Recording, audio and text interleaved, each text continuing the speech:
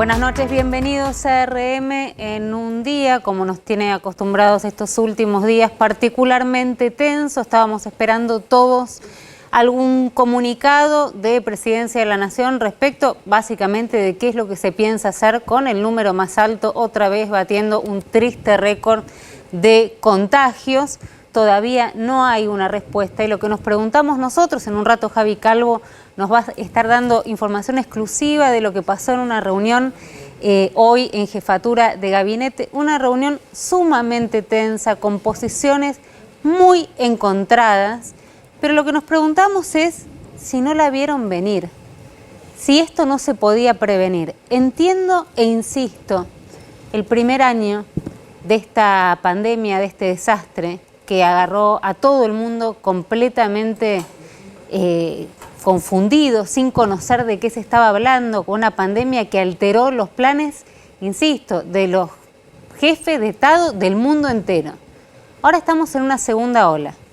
Hoy decía, ¿no? Antes aplaudíamos a los médicos y hoy parece que están aplaudiendo a algunos a los que se fueron por Semana Santa. Por supuesto que este número de 20.000, 70 y pico, no tiene que ver todavía con los que viajaron en Semana Santa, porque esto se va a ver en los próximos 5 días. Ahora, ¿estaban dadas las condiciones? Digo, a ver qué nivel de confusión enorme que nos generan. Se está discutiendo el cierre, se está discutiendo el confinamiento. La provincia de Buenos Aires, el AMBA, junto con la ciudad de Buenos Aires, que es una de las zonas más afectadas de todo el país, hoy discute dos posiciones muy claras. Confinamiento, sí, para que les gusta el concepto de nos vuelven a encerrar, nos privan las libertades, no sé, la libertad de contagiarte te estarán privando por ahí. Y por otro lado, la ciudad de Buenos Aires, que se resiste a este cierre. Ahora, lo que yo me pregunto, y probablemente muchos de ustedes también, es cómo esta segunda ola de esta magnitud no se pudo prevenir. Nosotros somos periodistas. Digo, no somos epidemiólogos, no conocemos de cepas, hablamos porque hace un año y pico ya venimos hablando del tema, somos responsables, hablo por este equipo, somos responsables, creo que en temas de salud pública hay que ser muy responsable, pero cualquiera que haya hablado, digo, tanto Jairo, Javier, que hayan hablado con funcionarios, cualquiera hablaba de la necesidad urgente de 3 semanas para achatar la curva. Hablaban de la cepa de Manaos. Hace un mes se habla de la cepa de Manaos, de la cepa británica, que se desconoce cómo pueden desarrollarse y cuánto pueden contagiar, de la letalidad, del grupo de etario que ya no es mayores de 60 solamente, sino los jóvenes que son los más afectados. Todo esto no se pudo prevenir, no se pudo prever, y sin embargo el discurso que hubo desde el gobierno fue: salgan tranquilos, pasen Semana Santa. Y a hoy, ¿a cuántas horas ya pasó de Semana Santa? Y volvieron el domingo. Y a hoy estamos discutiendo el confinamiento. Entiendo de verdad la primera parte, que te agarre completamente desprevenido. Un virus de esta magnitud. Completamente desprevenido. ¿Se acuerdan que en su momento quien era ministro decía: estoy más preocupado por el dengue que por la posibilidad de que llegue a la Argentina el coronavirus? Hasta entiendo en ese momento el desconocimiento. Pasado un año y pudiendo ver lo que pasa en el hemisferio, además lo vemos. Constantemente estamos viendo lo que está pasando, el desastre que está pasando en el hemisferio norte, el desastre que está pasando, por supuesto, en esta región. ¿Nadie pudo por lo menos prevenir? No, porque no les gustan los cierres, ya lo hablamos acá, ayer lo decía Arroyo. Tuvo un costo para el ministro Arroyo decirlo, pero dijo eventualmente podría haber plata. ¿Qué está pidiendo? ¿Qué está pidiendo? Para mí, es una posición personal, pero los que considero que son los más coherentes, cierren 3 semanas, pero cierren en serio, no jueguen a cerrar. Cerremos 3 semanas para que esta curva, que hoy parece imparable, se pueda achatar y que nos dé tiempo, esto es lo que plantean, que nos dé tiempo a vacunar. Del otro lado aparece un montón de gente, por ahí algunos de los que están escuchando y viéndonos ahora, diciéndonos quieren encerrar, cercenan las libertades individuales. ¿Qué libertad te están cercenando? Porque de verdad no lo entiendo y me gustaría entenderlo. ¿Cuál es la libertad que te están cercenando si lo que están haciendo es cuidándote? Yo no necesito un Estado paternalista que me cuide. Y sabés que a veces el Estado tiene que tomar decisiones. No es el tono paternalista, querés hacer lo que quieras, vamos a confiar en la responsabilidad individual. Bueno, este es el número que tenemos, confiando en la responsabilidad individual. 20.070 y pico, digo, debe andar 20.870. Gracias, 20.870. Sin los números de Semana Santa, que según el Ministerio de Turismo no van a tener ningún impacto, vamos a esperar efectivamente a que llegue ese número. Y después aparecen todos, ¿no? Sin conocer cuáles son las medidas, ya salió a repudiar Juntos por el Cambio. Yo no las conozco las medidas, ¿vos las conocés todas? No, las estamos esperando, hay ideas. Pero en Juntos por el Cambio ya tienen información de la ciudad, de cuáles son las medidas que se quieren imponer. Ah, bueno, por eso ya salieron, digamos, a repudiarlo. Insisto, la verdad que la falta de un plan, cuando hablamos de falta de plan, parece verse en estas cosas. No puede ser que los periodistas, de verdad digo, y acá nos bajo el precio, tengamos información que los funcionarios no tenían. No puede ser que hace un mes funcionarios que están trabajando en esta área venían pidiendo, por favor, que se limitaran algunas actividades.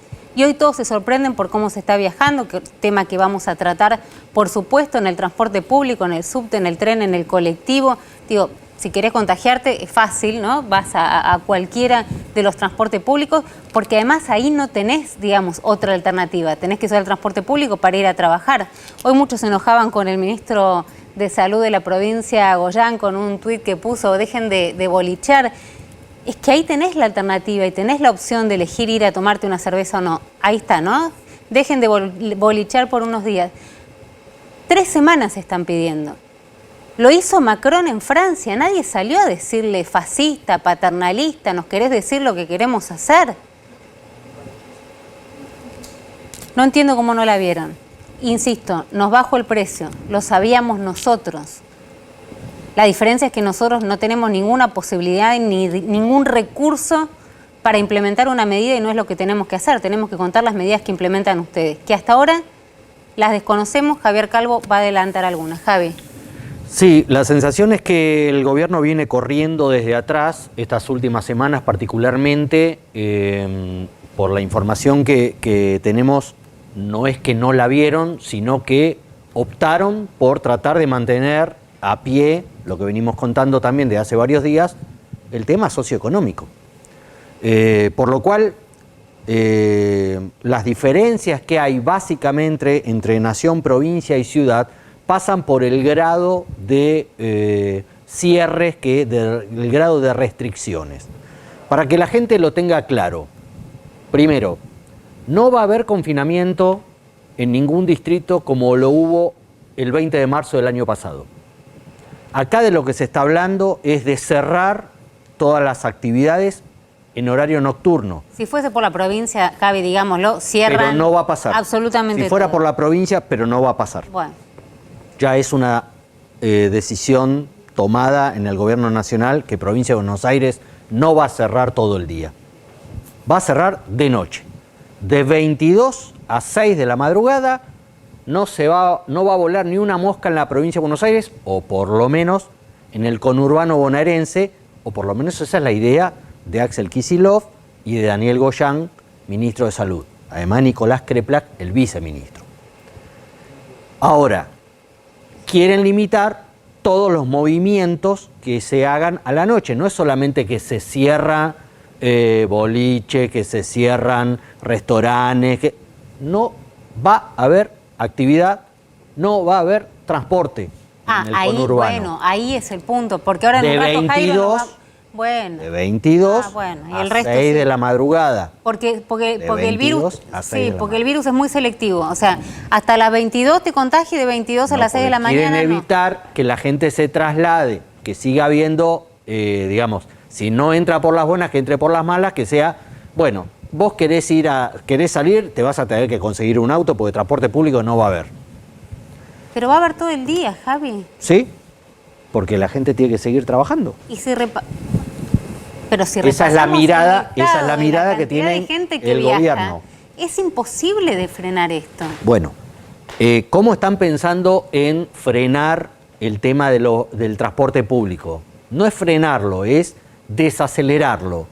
que vuelvan los controles, ¿no? Los permisos para circular, que vuelva a haber agentes de policía, agentes de tránsito pidiendo esos permisos, otra vez retenes en los accesos entre Ciudad de Buenos Aires y el conurbano bonaerense para pedir los permisos de circulación, otra vez colas, otra vez filas en los autos, otra vez controles arriba de los colectivos, ¿no? El que no tiene el permiso se baja.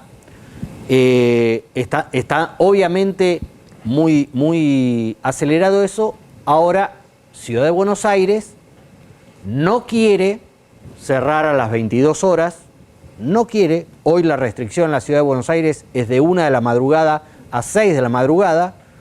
Está dispuesta a cerrar a partir de las 0 horas, de las 24, no de las 22, porque ahí pasaría una suerte de tsunami en la Ciudad de Buenos Aires en la actividad comercial de restaurantes, de bares, que fue una de las más golpeadas con la pandemia del año pasado. Estamos hablando de 3 semanas, no estamos hablando de los meses que estuvimos. Estamos hablando de 3 semanas y hasta de 2 semanas, en algún caso. Dicen, a ver, digo, los que no nosotros, pero 3 semanas te están pidiendo para achatar la curva y tenés a un ministro que creo que no nos mintió, que dijo que hay un plafón económico para poder sostener 3 semanas. Mira, no termino de entender. Yo me quedo con tu pregunta que vos decías si la previeron o no la pudieron prever. Si vos ves el presupuesto, que es como la mirada que tenía el gobierno desde el ala económica para este año, se descartaba que hubiese una segunda ola porque la apuesta era llegar con la población de riesgo vacunada. O sea, vos mirás el presupuesto y como no hay plata para bancar cierres, te descontaban que, mira, vamos a llegar con la población de riesgo vacunada y no vamos a tener que cerrar. Obviamente después el mundo te empieza a mostrar que todo es mucho más difícil. Mañana estaba previsto que hubiera una reunión de Gabinete Económico y Social para empezar a definir la única herramienta que hoy le queda al gobierno para atender eventuales problemas en empresas por el impacto de la pandemia o de las restricciones, que es el Programa de Recuperación Productiva, el REPRO. Como no hay ni ATP, ni el Estado pagando sueldos, ni hay IFE, el Estado pagándole a los monotributistas las 10.000 pesos, quedó el REPRO y el REPRO recargado. Otra manera del Estado de poner plata en las empresas. Eso se iba también a presentar mañana. Todo eso quedó postergado a la luz de ¿qué? De ver el alcance que va a tener, a ver si hay que ir a tocarle la puerta al ministro de Economía, Martín Guzmán, para decirle necesitamos plata extra para, por ejemplo, pero acá te dijo esta a vos, situación. El jefe de gabinete de Axel Kicillof te dijo si hay que ir a tocar la puerta. Yo ya le estoy pidiendo plata a Guzmán, ¿se la pidió acá o no? Sí, dijo sería bienvenido recibir otro IFE en caso de que hiciera falta. Bueno, el tema es que tiene que romper el presupuesto y volverlo a hacer. Es que justamente uno de los temas de la reunión de hoy, que contabas vos, Romina, segunda reunión en 48 horas, no se descarta que haya una tercera reunión, no está confirmada para mañana, porque siguen sin ponerse de acuerdo ciudad, provincia y nación. Uno de los temas ásperos... Decilo, se están matando. Uno de los temas ásperos, tenemos unas fotos y unas imágenes de la reunión de hoy, difundida por Jefatura de Gabinete, en donde básicamente el punto ahí es que Ciudad, cuando hace un planteo de que el impacto económico en la ciudad, en las cuentas, no solamente del gobierno de la ciudad, sino en los habitantes de la ciudad, en la actividad comercial, nuevas restricciones, así sean por 2 semanas, desde las 10 de la noche, no hubo una respuesta del gobierno nacional, según Ciudad, de, bueno, nosotros los vamos a ayudar económicamente, financieramente a esos sectores. Entonces, Ciudad sabe que desde ese punto de vista se la van a tener que arreglar otra vez los pequeños comerciantes, sobre todo el rubro gastronómico, del rubro bares, y quiere evitarlo de alguna manera. Perdón, y también ver hasta qué punto eso es sostenible. Les pregunto a ustedes si vamos a ver el tema del transporte, que es clave. ¿Vos estarías dispuesto a estar 3 semanas de confinamiento? ¿O sentirías que te están cercenando tus libertades en caso de no ser trabajador esencial? Porque muchos dicen, ustedes son periodistas, pueden salir y trabajar, venimos a trabajar porque tenemos que hacerlo. Sí. ¿Vos estarías dispuesto? Yo sí, pero porque mi situación no es la de la mayoría de la gente que nos está viendo. Pero si hubiese... Porque la mayoría de la gente que nos está viendo, Romy, yo lo entiendo. Pero si no labura, no cobra. Pero si hubiese una ayuda, Bueno, pero no la hay. Nadie dice que vaya a haber una ayuda. Pero acá Entonces, estuvo, pero acá la estuvo gente se queda con la idea de el otro que otra desafío. vez no se Entonces, cobra. Arroyo vino acá a decir cualquier cosa. No lo sé, pero hoy en los papeles, en la reunión entre el jefe de gabinete de la Nación, ciudad y provincia, no se habló de ayuda económica. Es más, el tema se lo pasó por el costado porque no está previsto por el gobierno nacional que haya una ayuda económica o jugar esa carta en este momento. Hay que esperar a mañana para conocer si hay medidas. El 9, ¿es viernes 9? El viernes 9. El viernes 9 vence, digamos, el decreto. Hay que La ver idea si es se lanzarlas prorroga. mañana, hacer el anuncio mañana.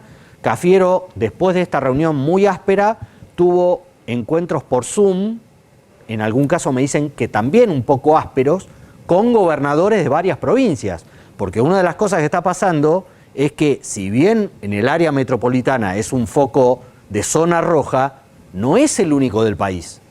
La Argentina hoy tiene muchos focos de zonas rojas en diferentes lugares de la Argentina, en la Patagonia, en el centro de la Argentina, en el noreste, en el noroeste, y entonces la Argentina toda tiene focos de contagios muy grandes, muy fuertes, muy acelerados, que es lo que hace que en algunos casos, vos decías en tu pregunta inicial, no se pudo prever. Es tal el nivel de imprevisión que en muchas ciudades importantes de la Argentina no se previó esto que nosotros contamos la semana pasada, de que en el área metropolitana el sistema público y el sistema privado se aunaban para empezar a despejar camas de terapia intensiva que estaban siendo utilizadas para otras cosas. Bueno, Javi, no hay otras ciudades que no lo hicieron. Entonces vos tenés hoy una ciudad importante, capital de provincia, como La Plata, no estoy hablando de La Plata, que está al límite de terapias intensivas. ¿Por qué? Porque hay mucha terapia intensiva utilizada para temas que no tienen que ver con COVID y que no se aceleraron las altas y empezó a llegar una cantidad de contagios de COVID con internaciones que está poniendo a La Plata a un punto de saturación de camas, donde no hay donde internar Pero gente. decís eso y te van a decir que metes miedo, que estás haciendo terrorismo. No, Estamos faltó previsión.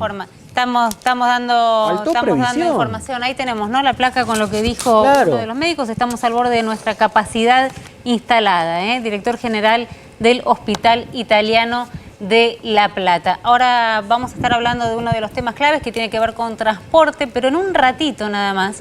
Vamos a hacer un debate que me sorprendió que ambos invitados hayan aceptado. Y me alegra porque son tantas las versiones que hay de uno y del otro lado. Esto tiene que ver con el llamado Paddlegate, ¿no? Acá nos gusta ponerle un nombre a todo. Y tienen que ver con las visitas, con algo bastante más serio, que son las visitas que hicieron por ahora, hasta donde se sabe, jueces de la Cámara de Casación, la Cámara Penal más importante previa a la Corte Suprema, a lo de Mauricio Macri, en este caso a la Quinta de Olivos o a la Casa Rosada. Según un colega, Carlos Pañi, agregó un dato más que dice que las visitas no eran ni a uno ni al otro, sino a la Quinta de los Abrojos. Yo no sé si quiso ayudar o dar información, pero bueno, no creo que en un barrio privado te tengan que dar las entradas y salidas. Pero le agradezco a los dos invitados, va a estar interesante, quédense, porque por un lado creo que, yo no sé, por ahí me equivoco, pero creo que hay una sería kirchnerista paladar duro, paladar negro, y otro sería un pro duro, sería una que conocen los dos mucho del tema de justicia para saber si las causas de Cristina Fernández de Kirchner y tantos otros fueron causas armadas en estos encuentros, en estos ágapes, mientras jugaban al pádel, o esto no tiene absolutamente nada que ver y eran encuentros entre magistrados y el presidente de la Nación para hablar de temas como el Código Penal o cuestiones sociales donde nadie decía una sola palabra. Bueno, mirás así, nadie decía una sola palabra sobre las causas judiciales. Jairo, vemos cómo está el tema de transporte. Ahora claro. Les digo quiénes son los invitados, los van a ver, los conocen a los dos.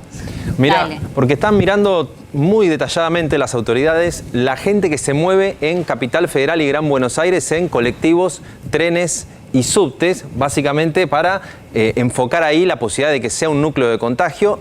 El dilema, que ustedes lo vienen contando, es cómo achicar la cantidad de gente que viaja pero mantener las actividades productivas y mantener la escuela. Hay una idea de proteger esas actividades, pero la baja de temperaturas con la gente arriba de los colectivos y si las ventanillas empiezan a cerrar, y ni que hablar el subte, es un desafío. Antes de la pandemia, antes de que empezara el confinamiento fuerte en marzo de 2020, se movían 4.242.000 por día, 242.450 personas por día hábil en la ciudad de Buenos Aires, en todos los medios de transporte. Sumando todos los medios de transporte, día hábil tenía 4.200.000 personas moviéndose.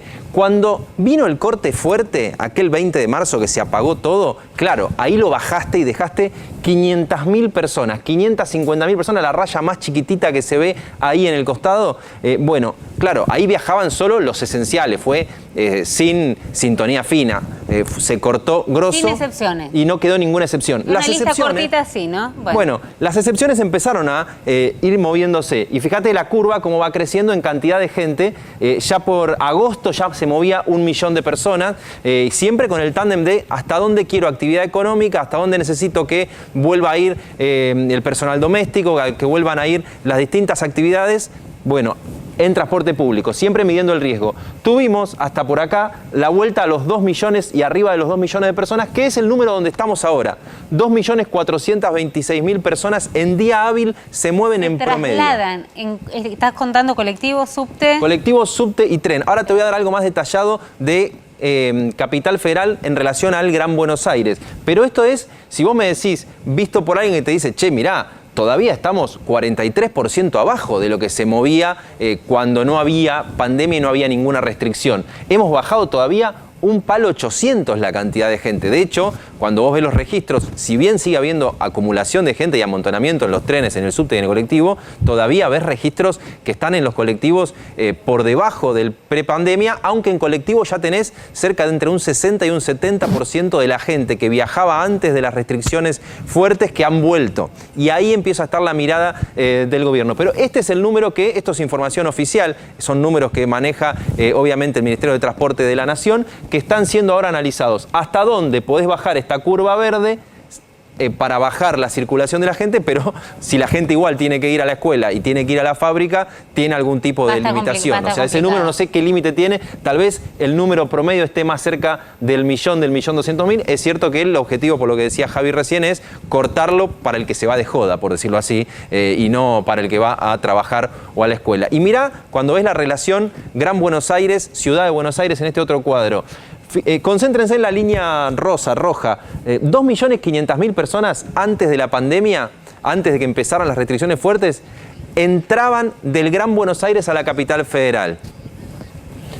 2,5 millones de personas era el día hábil promedio de gente que entraba a la capital federal en ese momento. Bueno, eso se redujo fuerte a 630.000 personas cuando empezó el confinamiento fuerte, fue recuperándose y hoy estamos en 1,5 palo. Todavía estamos en 1 millón de personas menos que en aquel momento, pero fíjate que... Igual sigue siendo un montón. Sigue siendo un montón de gente. Se está moviendo en lugares donde no tenés control y circula el virus. Sí, es cierto que si vos querés, por esta etapa todavía había más controles, porque tenés una paulatina vuelta a estas cifras, pero que no es lo mismo lo que se controlaba, lo vemos en la calle en, no sé, julio, agosto del año pasado hasta septiembre, y del último trimestre para acá hay como una especie de dejar hacer mucho más notorio. El desafío, y esta es la planilla que se mira, es cómo achicar este número sin achicar la actividad económica, siendo que el transporte, obviamente, sin ventilación, como dijo hoy la ministra de Salud, Carla Bisotti, es un foco de contagio. Pero estas son dos planillas muy importantes de hasta dónde se puede achicar un sistema de transporte que ya cuando no hay pandemia tiene un montón de problemas. Imagínate cuando le querés meter controles. En su momento había habido turnos, había habido controles arriba de los colectivos. Hoy es parte de las medidas que se están analizando para volver a implementar mirando estos números. Y esto se estuvo discutiendo hoy en la reunión donde el hombre que estuvo sin estar tiene absolutamente toda la información exclusiva. Javi Calvo. Recién decíamos que en la reunión que hubo... Vamos a esperar la barrida. Bien. Bueno, muy bien. Exclusivo. Recién decíamos que en la reunión que hubo hoy en Jefatura de Gabinete entre ciudad, provincia y nación, no se había hablado de ayuda económica. No se habló. efectivamente, ¿Y qué es lo exclusivo? pero un funcionario muy importante está planteando que el gobierno evalúa instalar un IFE Bueno, sí. muy restringido, mucho más restringido que los que vimos el año pasado, para enfrentar las medidas de restricción que se vienen para los próximos días. No me saben decir, o por lo menos no me confirma. Mostrame. No, no te puedo mostrar. Mostrame. No, no te puedo mostrar. Pero si no leo con... No, por eso, de sí, ojos. eso ¿Puedes estás mostrar medio y no- chicata. Ah, bueno, No me saben decir si Martín Guzmán está al tanto de este tema. bueno, no está al tanto de varios temas, por lo que Que cuenta Jairo. supuestamente debería estarlo. Bueno, un IFE, si tuvieras la versión del año pasado, son 9 millones de personas, 10.000 pesos por persona, son 90.000 millones de pesos. Estás hablando de algo mucho más restringido. Es cierto que igualmente, por el tipo de restricciones de las que se está hablando, un IFE no sería la respuesta que necesitaría el local gastronómico. Es Correcto. un berenjenal muy grande direccionar la ayuda en medio de las restricciones sanitarias, pero es cierto que tal vez no se llame IFE, tal vez tenga otro nombre, pero es plata. O sea, un IFE del año pasado fueron 90.000 millones de pesos. Si es la mitad, es lo que se ha puesto ahora en ganancia. Me para que aclaran den una idea. que es mucho más restringido que el del año pasado, pero que ya está en análisis del gobierno de ver de qué manera Y bueno. compensan Sí, la porque restricción si no que lo se viene. Pero si no lo que vos planteabas al principio, ¿cómo me vas a pedir quedarme en mi casa si yo dependo para comer de salir y Exactamente. conseguir la plata? Eso es lo que frena estas Bueno, medidas. aparece la idea. Sí, Y ya. está claramente. Bien, se Sí, les ocurre. sí. Bárbaro. En un ratito está Martín Ocampo, ha sido ministro de Justicia y Seguridad de la ciudad de Buenos Aires. ¿Está mal decirte pro paladar negro? No, está bien. Yo soy radical. Bueno, está Sí, bien. sí. Bueno, pero has estado muy cerca Sí, estuvimos de la construcción. de la construcción de Juntos por el Cambio desde nuestra pertenencia Nah, siempre del radicalismo. Estuviste muy cerca de Mauricio Macri. Sí, también, sí, sí. Muy cerca. Sí. ¿No es cierto? Sí, sí, sí. ¿Sí? No, No te equivocas, no te No me equivocas, equivoco no. hasta ahí. Gabriela Cerruti, ¿Cómo están? Buenas noches. kirchnerista de la Ladura. ¿Hay alas? Radical no. No, sí soy kirchnerista, claramente soy kirchnerista, no siento que haya alas duras ni blandas, digamos. Bueno, pero digo, sos de las más combativas. Ponele, Acá ¿qué es ser acá combativa? Soy discutidora. discutidora. No nos vamos a asustar por nada. Pero yo no me asusto Cerruti. por nada, pero digo, soy discutidora, soy, Bueno, si le sos- llamás a eso ser combativa, Eso- hay otros combates que son un poco más duros Bueno, que pero nos sos nosotros pica- con la sos palabra. sos picante. Ponele. Me llamó la atención, y esto lo confieso también, y nos pasaba con mis compañeros, que ambos hayan aceptado el debate, porque en general cuando se habla del Padelgate o de las visitas, insisto, Olivos, de los jueces, por ahora se habla de 2 jueces, de Mariano Borinsky y del camarista Hornos visitando a Mauricio Macri en Olivos y en la Casa Rosada. Se escucha una voz, se escucha otra, pero nunca tuvimos la posibilidad, me parece, de escuchar un debate, de escucharlos a ambos que conocen y mucho de adentro qué fue lo que pasó. Tenemos un rato largo No para... iba a Olivos en esa época, por ahí él tiene más información que yo. Ahí arrancó. Debo estar en las listas, seguramente debo estar en las listas de los que fueron Olivos, pero bueno, era ministro en ese Pero a época. ver, la pregunta para hacerla fácil y arrancamos. ¿A qué iban los jueces, digo, si se puede responder, a qué iban los jueces a Olivos?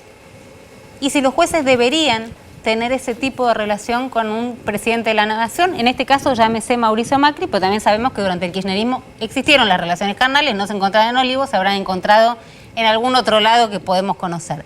Digo, si yo les pregunto a cada uno, arranco por la señora, ¿a qué iban los jueces a Olivos? Yo de las relaciones carnales del kirchnerismo no tengo la menor idea, con lo cual no me voy a hacer cargo de un tema que vos mencionás y que la verdad es que no estamos hablando de eso. Estamos hablando de que durante los 4 años del gobierno de Mauricio Macri, tal como nosotros suponíamos, tal como denunciamos en reiteradas oportunidades, había una mesa judicial que funcionaba y que armaba causas judiciales para perseguir a quienes eran la oposición en ese momento, sobre todo a la expresidenta de la Nación. Ahora lo único que estamos teniendo cada vez más son pruebas de cómo sucedía eso, digamos. Esas reuniones sucedían en el caso de Hornos, a veces en la Casa Rosada, a veces en Olivos. En el caso del otro camarista, iba directamente a Olivos. Y no es cualquier cosa, porque porque estamos hablando de personas que, por ejemplo, en el celular, lo último que sabemos es que en el celular del secretario privado del presidente de la Nación, cuando se dice que va a estar el camarista ahí, se dice tema causa, ¿no? Tema, no sé si la palabra es exactamente denuncia, ¿no? Denuncia. Ver la denuncia, digamos, ¿no? Entonces, digo, ¿a qué iban?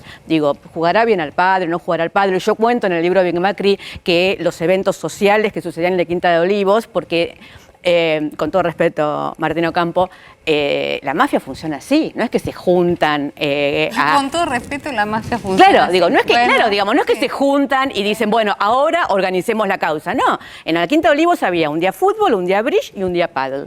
Y antes y después del fútbol, del bridge y del paddle se organizaban las concesiones, las empresas que le daban a los amigos, los negocios que le daban al pariente y las causas judiciales. Y esto funcionaba así, digo, el paddle del jueves lo organizaba Rivas con sus relaciones públicas, Hernán Nissenbaum, era el que organizaba eso, y con Mariano Chiade, porque además estas causas judiciales obviamente tienen después una repercusión en los medios, entonces Mariano el productor... Chiade, dueño de una productora. Dueño de una productora, productor en ese momento del programa de su esposa Mariana Fabiani y de la televisión pública en ese momento. Con lo cual, digo, estaba Rivas, estaba el juez y estaba el productor televisivo. Bueno, eso se llama lawfare. Había casi una organización de eventos donde estaba establecido cómo iban a hacer para armar causas para perseguir directamente. Yo no tengo Y ninguna armar duda es inventar. Vos hablás de inventar. A ver, la causa del memorándum de Irán es una de las mayores infamias de la historia argentina. Es una causa absolutamente inventada sobre un hecho que no ocurrió, donde nunca llamaron a declarar a la única persona que podía probar que efectivamente lo que estaban diciendo no era cierto. Entonces se armó ahí. Yo te pregunto, aquí iban se los armó jueces ahí para perseguir... Para ¿Cómo era? todo Bridge, paddle y... fútbol los lunes, bridge los miércoles, padre los jueves. Martín Ocampo. Bueno, primero, claramente no comparto nada de lo que dijo. Incluso yo participé, iba a jugar al fútbol habitualmente, no eran los lunes, eran los miércoles que íbamos a jugar al fútbol. Después comíamos a veces un asado. Jamás hablamos, no de cosas, hablamos de temas políticos, ni siquiera hablamos nada, de una reunión entre gente que nos conocemos hace mucho tiempo y jugábamos al fútbol y después... Los mismos que jugábamos al fútbol. Los que éramos, muchos de nosotros veníamos de la gestión de la ciudad y nos conocíamos de hace mucho tiempo y jugábamos al fútbol y ahí no había nada que ver. Digo, y otra cosa, poner una causa, la causa del memorándum con Irán, esa causa anterior, iniciada anteriormente a la presidencia de Macri, no se inició, ni se armó ahí, ni nada. Eso es todo una ficción.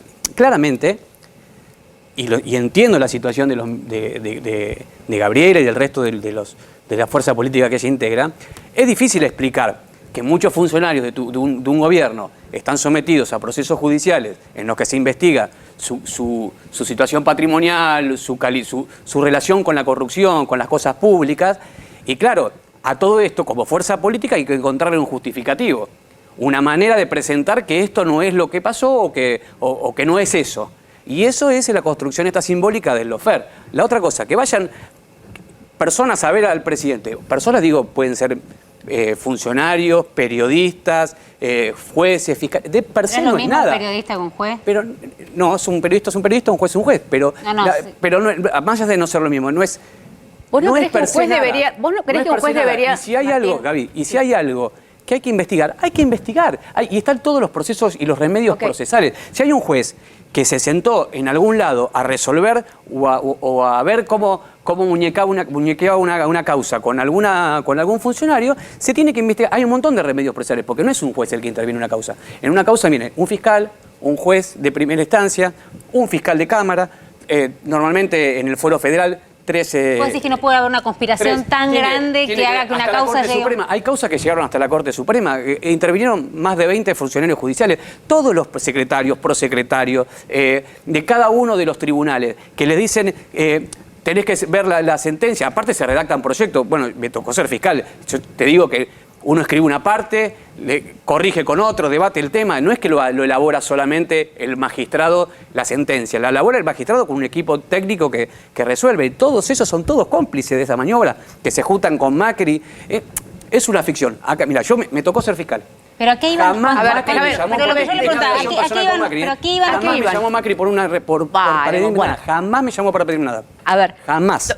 Preciosa clase de Derecho, además sos docente de Derecho, con lo cual digo, efectivamente en el mundo ideal de las clases de Derecho, la justicia debería funcionar como dice Martín Ocampo que funciona. La justicia no funciona así como todos lo sabemos y efectivamente... Desde hace muchos años. Desde hace muchísimos años. Muchísimos años. Digo, Macri fue por primera vez salvado de una causa en la que debería estar preso en los 90, cuando en la causa del contrabando debería terminar preso, tuvo procesamientos, y cuando llegó a la Corte Suprema, que él había armado junto con Menem, con Nazareno y con todo, la Corte Suprema que termina en el juicio político. El armado de la causa. El gobierno que sí, hoy entonces digo, sí, Argentina, efectivamente, desde Macri viene siendo salvado. Esa Corte Suprema que vos decís Macri viene siendo salvado por la justicia desde los 90 en adelante, siempre viene Macri siendo salvado por la justicia. Porque hay una cuestión que acá. El Lofer es lo mismo que el que roban Perú hacen, que es al que quisieron instaurar para justificar al menemismo. A ver, vos lo que tenés que explicar, lo que vos tenés que explicar. Es un capital simbólico para explicar que hay muchos funcionarios que tienen que dar explicaciones. Martín, vos sos amigo de Angelici. No estoy diciendo una infidencia, vos lo decís públicamente. Vos sos amigo de Angelici. Cuando fuiste fiscal de la ciudad, si te tocaba actuar en una causa... Me tocó.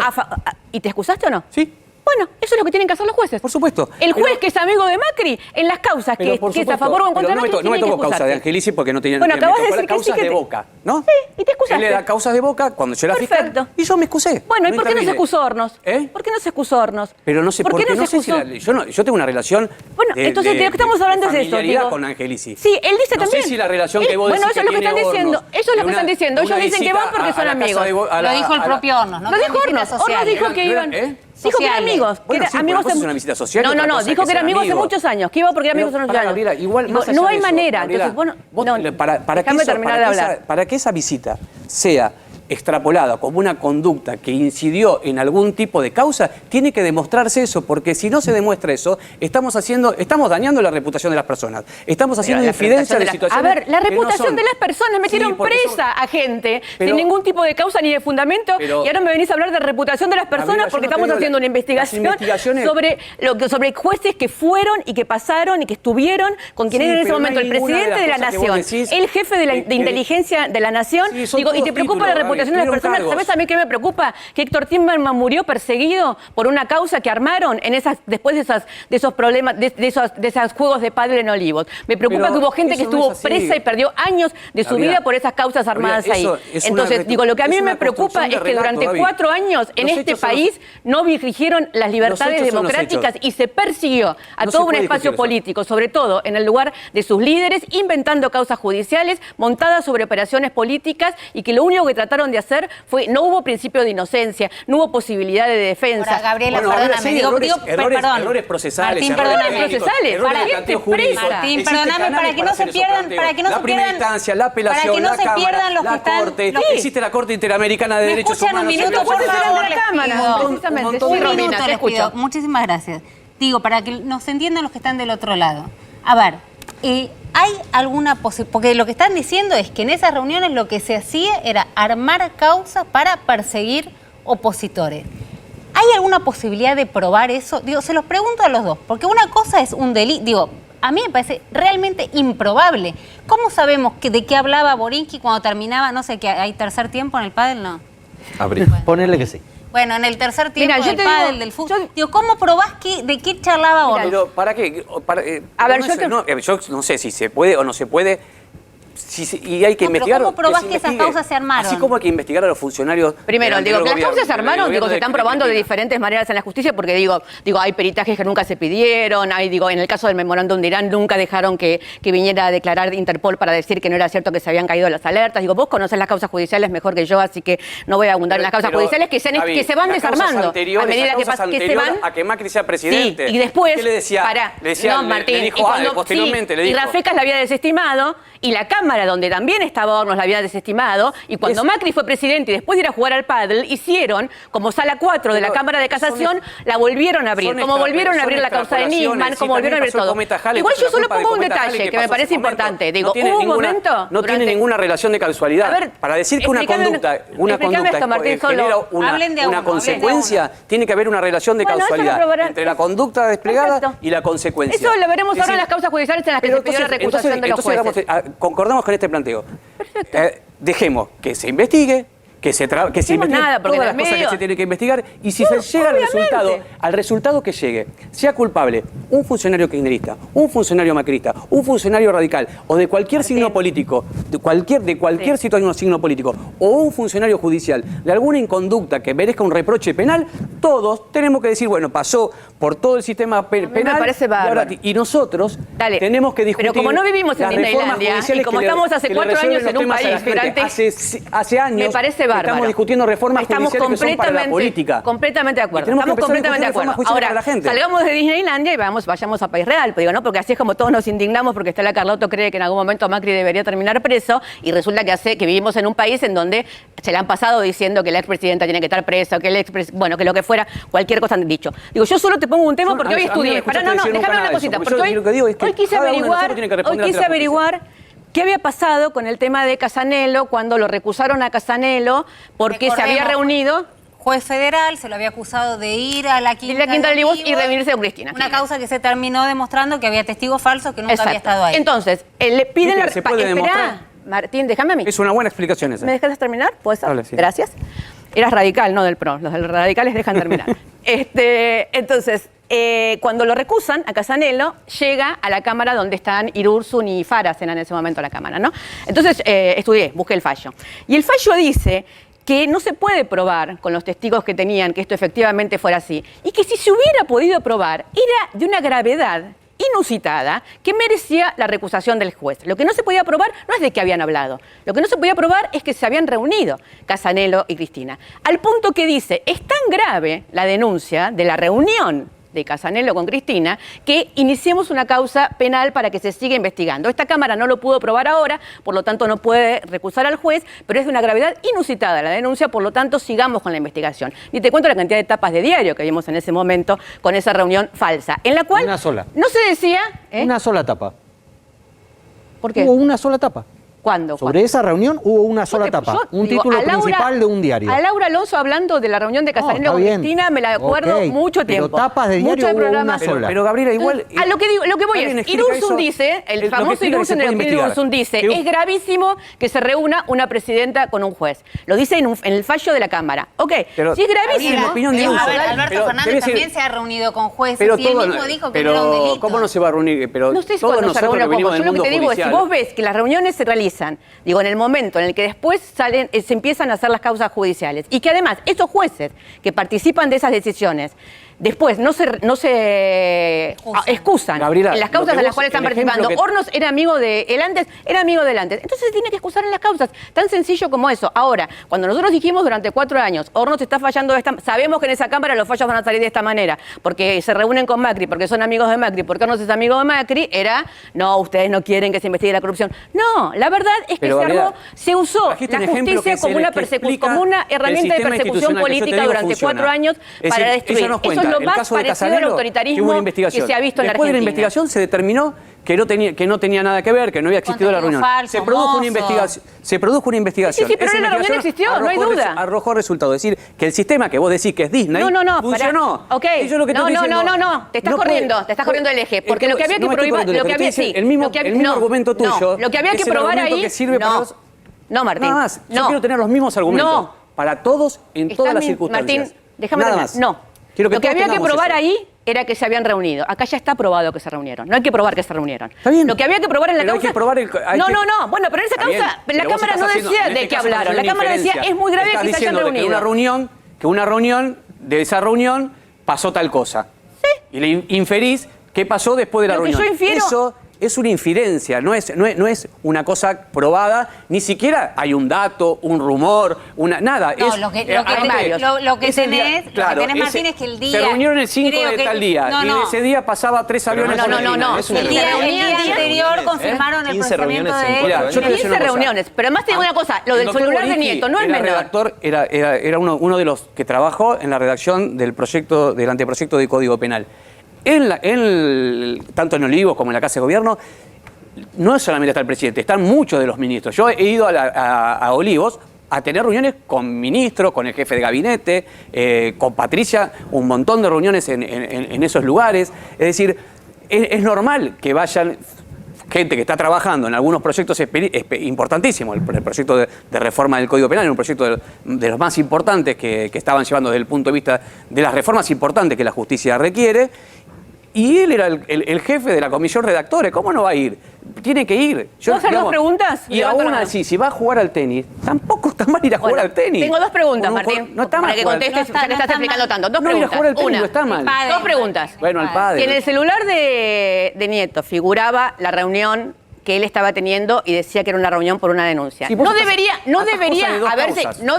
haberse excusado cuando tuvo que decidir sobre si esa causa seguía en Lomas de Zamora o pasaba a Comodoro Pi, teniendo en cuenta que era una causa en la cual él figuraba en uno de los elementos de prueba. Primera pregunta. Segunda pregunta, me podés contestar las dos juntas. ¿Por qué cuando el gobierno de Macri entrega los informes que le pide Poder Ciudadano de quiénes eran los ingresos a la Quinta de Olivos, no figuran ni los jueces ni los fiscales? Bueno, la primera pregunta. Aún así estás trazando una infidencia de que pasaba que si se reunían con ellos, el resultado de la agenda de un secretario era lo que tenía que resolver el juez en la causa. No, hay dos cosas, tenés dos hechos, una reunión y un dato en una agenda. Eso no significa ni que la reunión existió, o suponete que las partes confirman la reunión, ni tampoco que lo que está en la agenda es lo que pasó. Entonces, tampoco puede decir, porque es una inferencia, es decir, lo que puso él en la agenda, él dice, mañana me junto con Ocampo, y pone me junto con Ocampo para robar un banco. Entonces, y yo llego a un tribunal y tengo que dar explicaciones porque él le sacaron la agenda y dice que fui a robar un banco. Y resulta que no robó un banco porque estaba en la agenda. No se puede plantear esa porque nunca hubo investigaciones en este país por papelitos que salían en los diarios, o por cuadernitos, o por cositas, ¿no?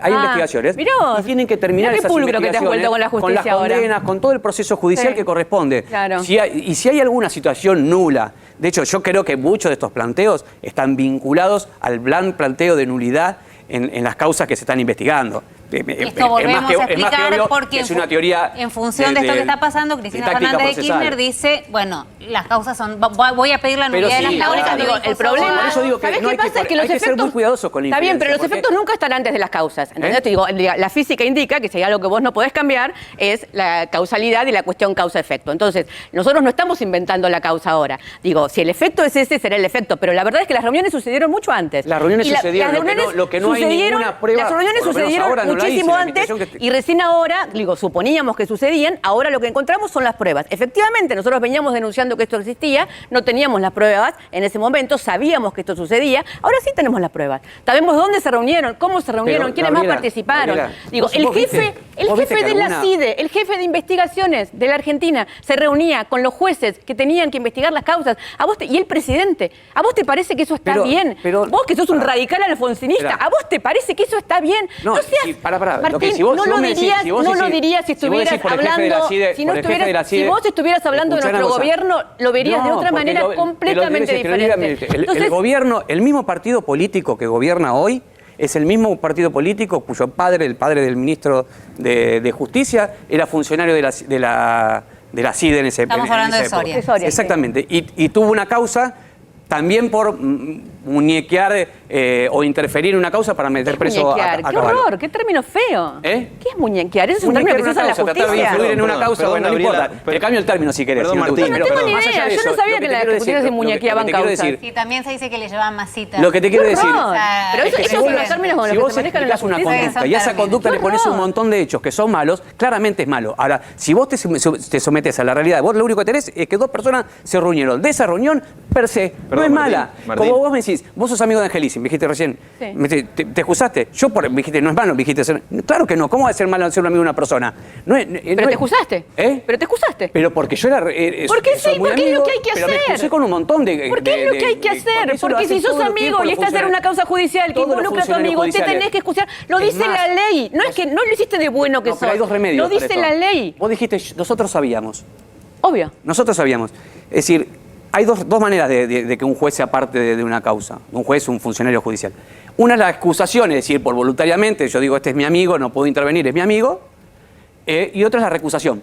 Es decir, la parte se ve molesta porque cree que tiene alguna relación, algún interés en la causa y se presenta y dice, mira, vos no podés intervenir, excusate. El juez no va a ser imparcial. Exactamente, es el planteo. Bueno, si lo sabían, lo hubieran planteado con las pruebas que tenían. Me parece que no. Pero vos se planteó en un montón de causas con las pruebas que había. Digo, entiendo la estrategia procesal para declarar la nulidad. Yo te voy a decir una cosa, ¿a vos te parece que hay estrategia procesal en querer limpiar de una vez por todas la memoria de Héctor Timerman, quien fue una de las principales víctimas de esto? Hoy no salvamos en nada a Héctor porque Héctor ya murió, no pudo ir a hacerse el tratamiento, murió perseguido, murió calumniado por las mismas instituciones a las cuales él había pertenecido.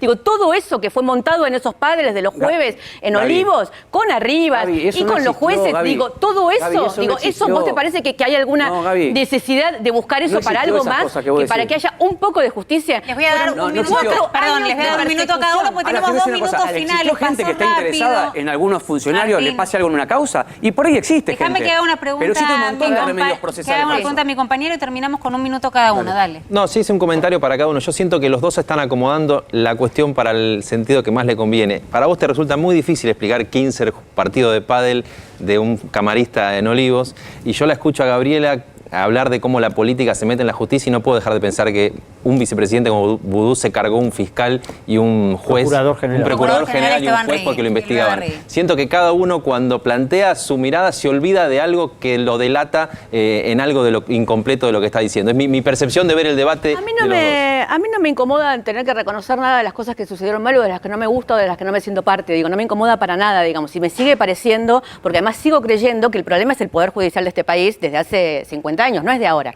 Nosotros necesitamos una reforma judicial en este país porque este Poder Judicial es el mismo Poder Judicial que le hizo los mandados a la dictadura militar, que le hizo los mandados al menemismo, que le hizo los mandados a Macri. Es el Poder Judicial que se acomoda a las corporaciones y al poder. Y nosotros necesitamos de una vez por todas una reforma judicial en este país. La gente que decide sobre la vida y la libertad de los argentinos es gente que es elegida no sabemos cómo, que nunca es votada, que son los únicos que son eternos como reyes, digamos, en la Argentina son los jueces. Entonces, digo, la verdad es que si me decís, ¿el problema es el Poder Judicial? Claro que el problema es el Poder Judicial. Ahora, también creo que durante los 4 años que pasamos, como pocas veces en la Argentina, hubo una falta de garantías constitucionales y democráticas y se persiguió a la oposición inventando causas judiciales, negándoles el derecho a defensa, encarcelándolos como nunca lo habíamos visto. Digo, la verdad es que las diferencias políticas se dirimían de otra manera en la Argentina y durante el gobierno de Macri se dirimieron metiendo gente presa. Martín, 1 minuto, me siguen pusiendo radicales acá por la confusión que tuve al principio. ¿Qué es radical?